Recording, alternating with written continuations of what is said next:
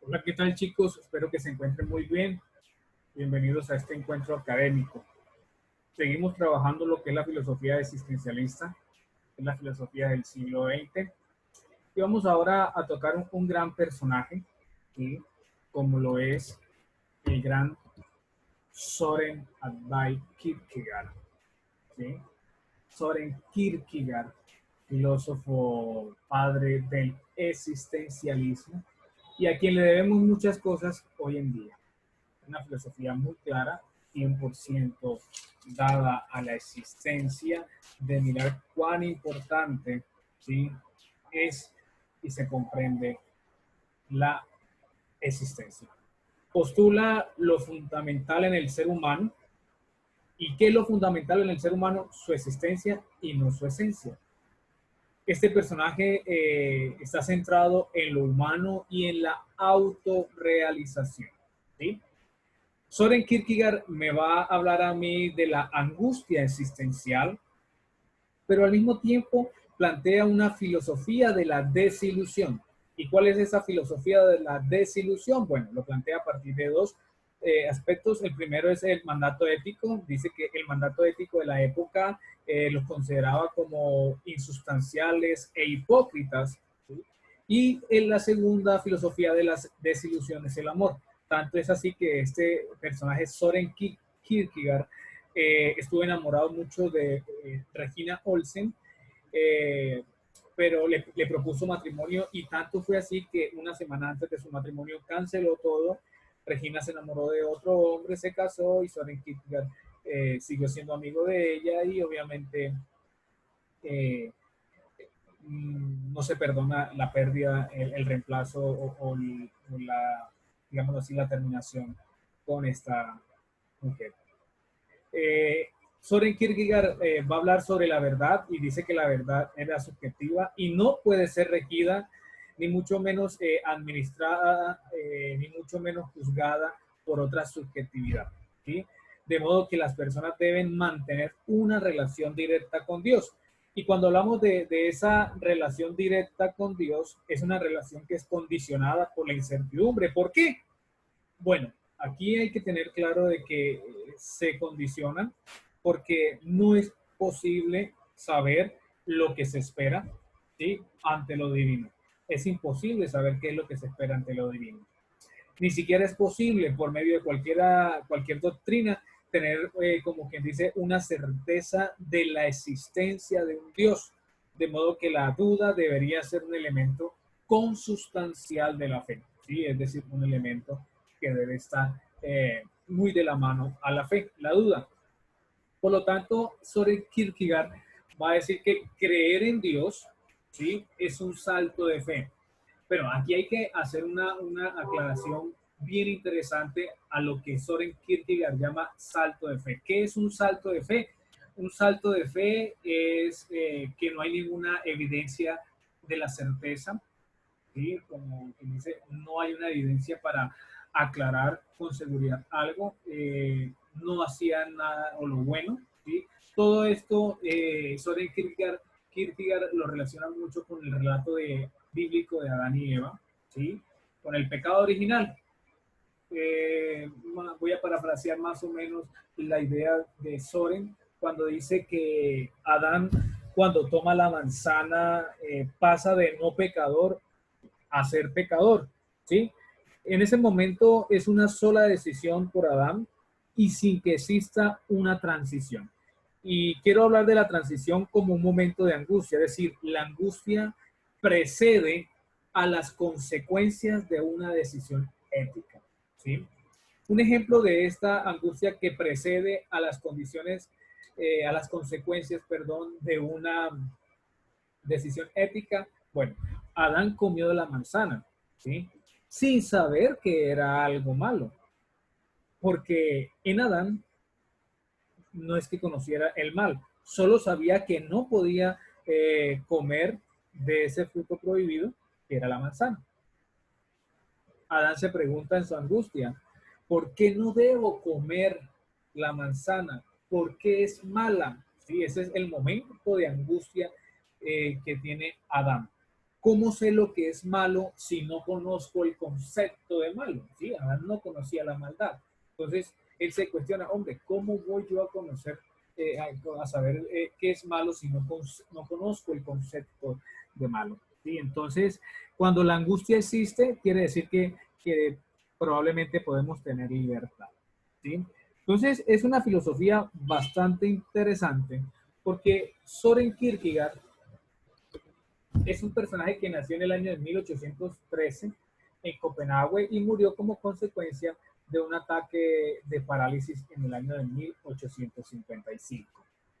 Es de origen danés, filósofo protestante de la religión. Tras haber estudiado teología y filosofía en Dinamarca, en Alemania es escritor en su ciudad natal. Influyó en el movimiento de la renovación teológica y filosófica después del año de 1918.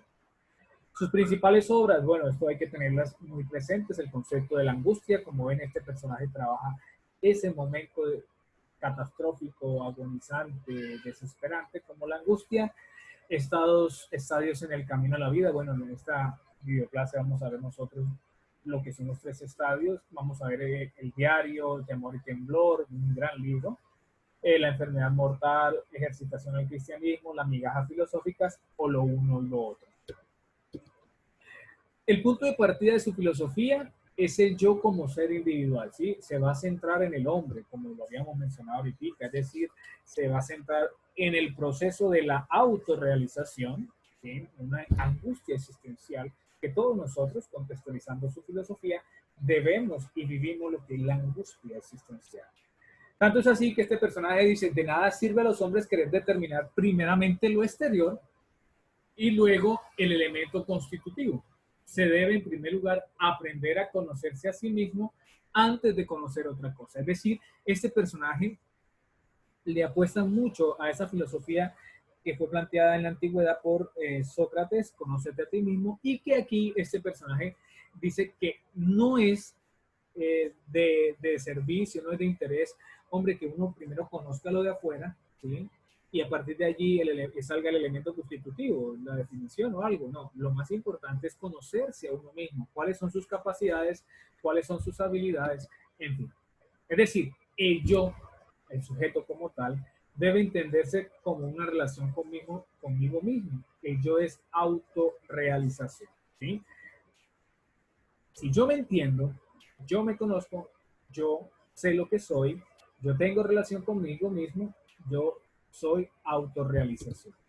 Pero esta autorrealización constituye la esencia del yo, del sujeto como tal. Y es una esencia que es interna, obvio, no va a la parte exterior, sino a la parte interior. Es concreta, recíproca, es decir, recibo, doy y recibo. Y obviamente que está viva. Una tercera característica del pensamiento de este gran personaje como lo es Soren Kierkegaard nos habla de que un examen más profundo para los datos de la conciencia lleva a Soren Kierkegaard a la afirmación de que Dios sostiene y fundamenta el yo. ¿Sí?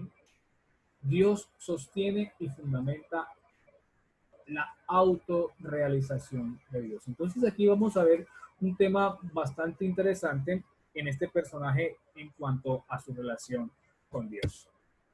La autorrealización, ¿sí?, del yo se complementa con la relación de Dios. Es decir, Dios complementa la autorrealización del yo, del hombre como tal. Un quinto aspecto del pensamiento de Kierkegaard, ¿sí?, es su concepción de yo y del pecado, ¿sí? Pues este yo y el pecado, ¿sí?, se va a identificar, pues dice él, que solo se puede estar delante de Dios con la conciencia de pecado.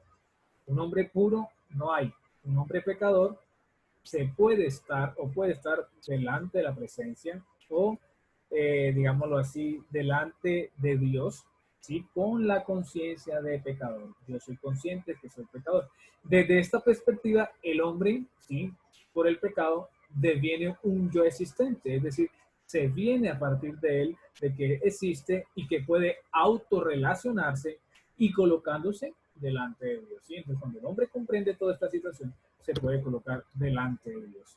Un gran término, como lo vemos en pantalla, es la angustia.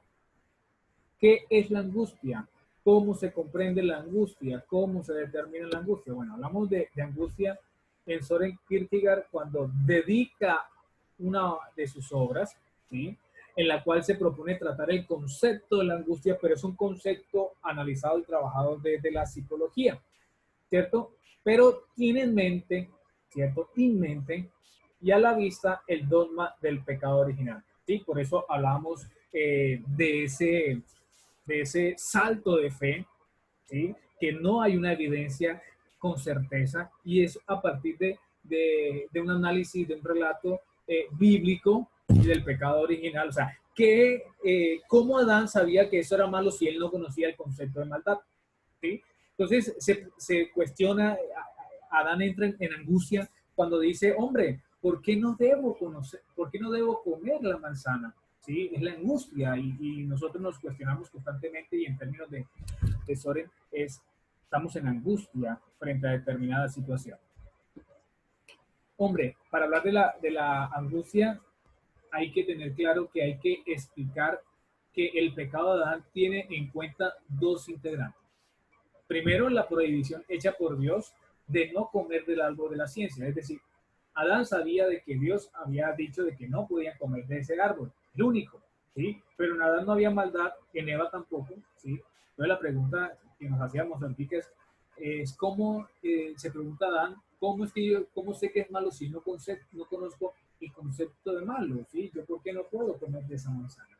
¿Sí? Y la segunda es decir, la actuación del tentador, es decir, el demonio, la serpiente que aparece ahí, es como que dice, tenta al Adán para que coma de ese fruto. Y eso se convierte en un caos total que ya nosotros sabemos el desenlace de esa historia. Entonces, empieza explicando en este libro lo que es necesario para suprimir los dos integrantes ya mencionado, es decir, al árbol y de la ciencia, obviamente la prohibición que Dios hace y obviamente la acción del tentador.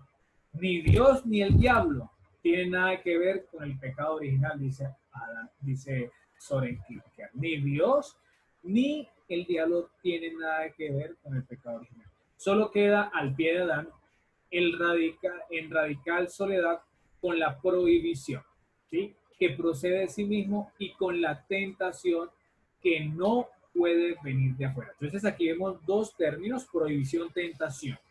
Es la angustia. Esto es angustia para Soren Kierkegaard, ¿sí?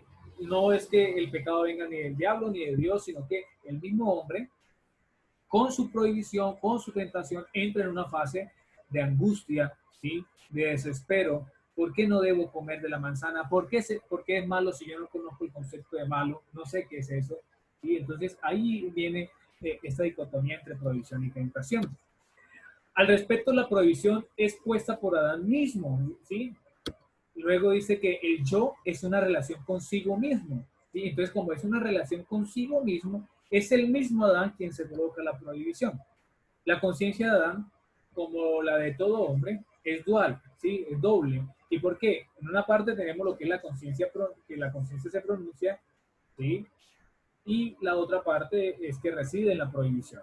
Entonces, la conciencia que pronuncia es decir, hombre, no comas eso, hombre, sí comas, no comas, sí comas, y obviamente la segunda es la prohibición.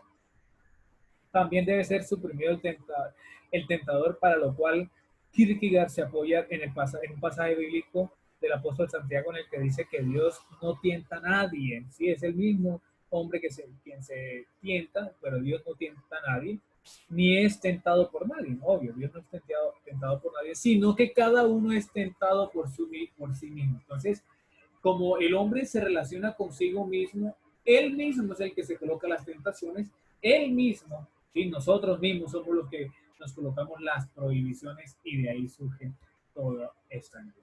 Entonces es aquí donde al suprimir al tentador aparece la angustia, ¿sí? Lo que veníamos hablando. Si yo suprimo al tentador, aparece la angustia, lo cual tiene el poder fascinador que otros atribuyen a la astuta serpiente.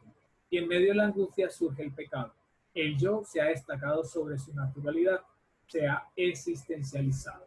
¿Sí? Entonces es algo que nosotros tenemos que tener muy presentes, que cuando nosotros eliminamos al tentador, es decir, a la serpiente, cuando nosotros miramos que Dios no tienta a nadie, ¿sí? Obviamente toda la prohibición viene de mí mismo, la prohibición viene de mí mismo, luego entonces es ahí cuando aparece la angustia. La antropología de Soren Kierkegaard, ¿sí?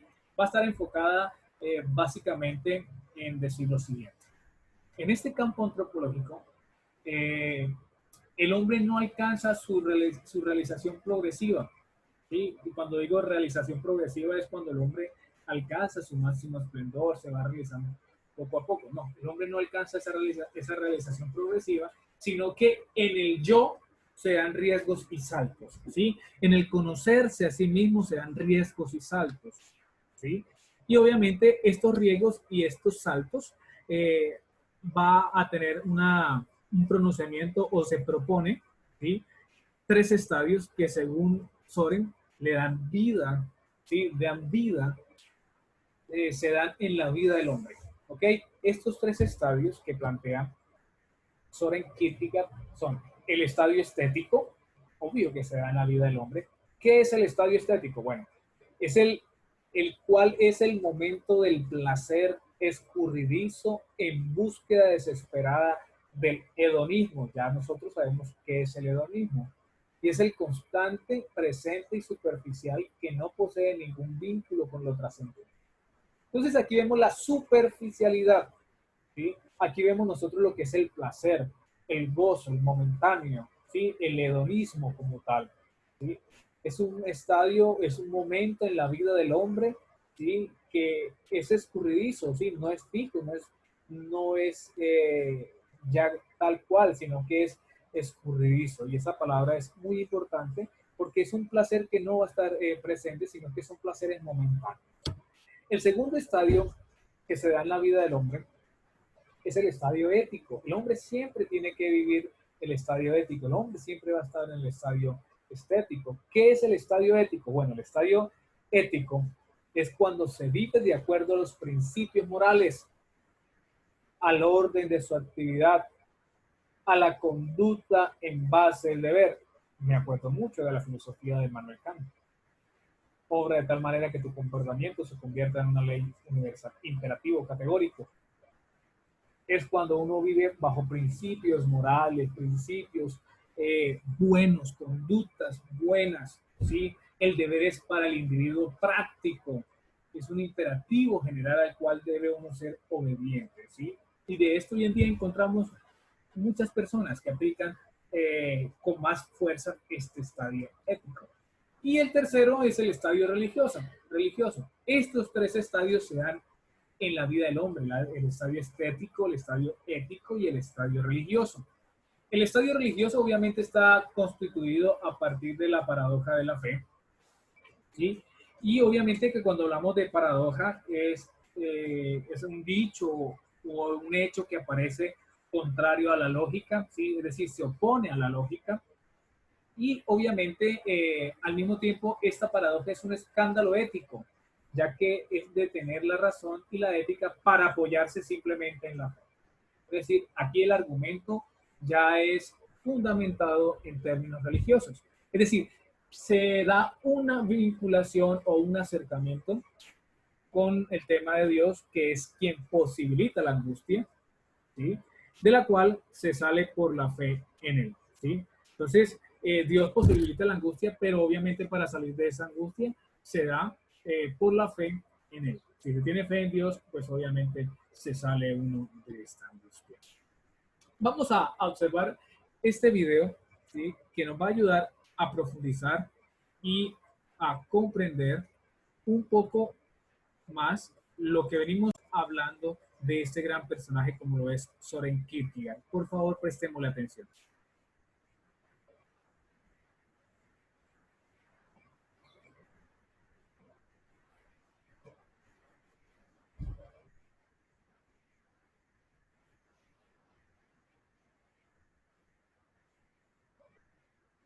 Si hay un pensador que precedió a todo el conjunto existencialista que conocemos reunido en la figura de Nietzsche, Heidegger o Sartre, ese es Søren Kierkegaard, que fue un prolífico filósofo y teólogo danés del siglo XIX, a quien se le considera el padre del existencialismo. Por tanto, fue el primero en postular que lo fundamental en el ser humano es su existencia y no su esencia.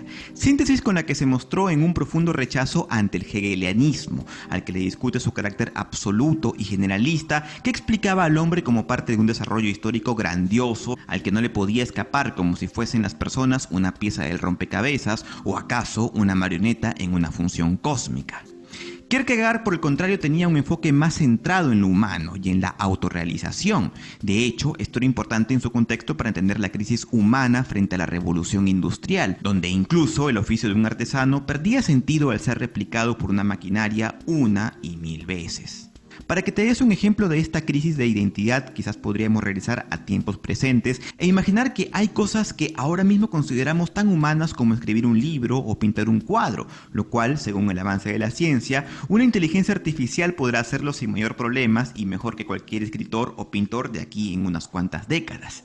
Y entonces te quedarás pensando, ¿y si es así? ¿Qué cosas son lo propio de nuestra especie? ¿Para qué estamos vivos? ¿Solo para consumir?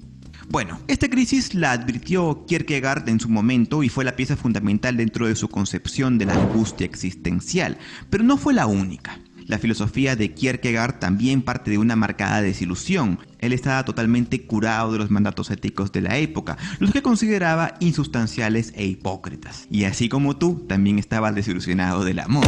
Resulta que de joven, Kierkegaard estaba enamorado de una mujer llamada Regine Olsen. Se sabe que el filósofo pasó mucho tiempo enamorado de ella e incluso llegó a pedirle matrimonio. Sin embargo, e inexplicablemente, pocas semanas antes de la boda, Kierkegaard rompió el compromiso. Y aunque mantuvo la amistad con Regine hasta el final de sus días, a pesar de que ella se casó con otro hombre, Kierkegaard nunca se perdonó el desaire.